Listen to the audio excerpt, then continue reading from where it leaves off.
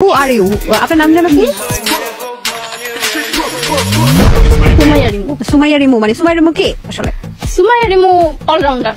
সে online খেলোয়াড় ওরফে 12 number সেক্টরের লোক।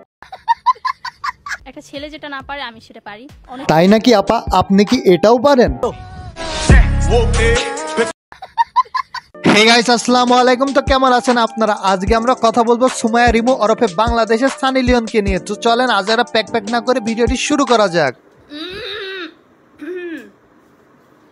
এই যে দেখেন ঝুলন্ত দুইটা টমেটো। টিজিং এর শিকার হয়েছেন নাকি?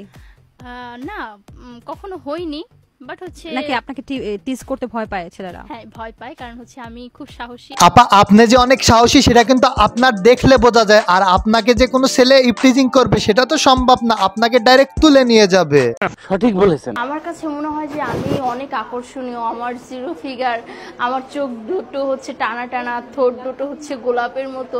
আর আপা, আপনার ওই দুটা কিসের মতো? একদম টমেটোর মতো।